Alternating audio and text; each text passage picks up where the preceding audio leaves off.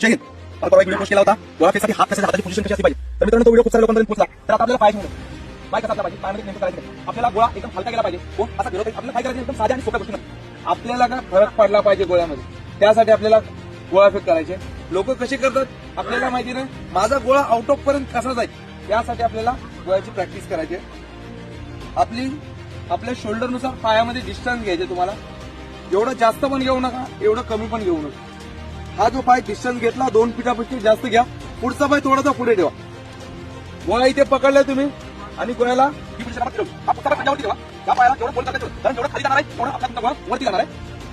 बरं बघा, हाचा पाय पूर्ण 100% तुमच्या बॉडीचा जो भाग आहे तो 100% तुमचा याच्यावरती घेऊन या. आला हा पाय तुमचा पंजावरती, तुमचा बॅलन्स एवढा बिघडणार नाही. लक्षात ठेवा. त्यासाठी हा पाय पंजावरती घ्या. इथून बघा गेलो इथे, हा पाय इथे झाला आणि इथून डायरेक्ट तुम्हाला फक्त कंबर फिरवायचे, पाय फिरवायचा नाहीये.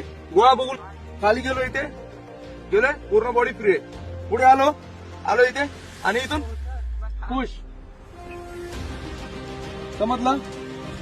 एकला बघा खाली पाय बघून घ्या. माझा पूर्ण बॉडीचा भार कशावरती आला, ह्या पायावरती आला. दुसरा पंजावरती, इथून आला का इथून फक्त तुम्हाला काय करायचंय, कंबर फिरवायची. कंबर दिसतंय का, ऑटोमॅटिकली तुमचा पाय स्प्रिंग होणार आहे पायाची, कंबर फिरणार आहे, गोळा पुढे गेला.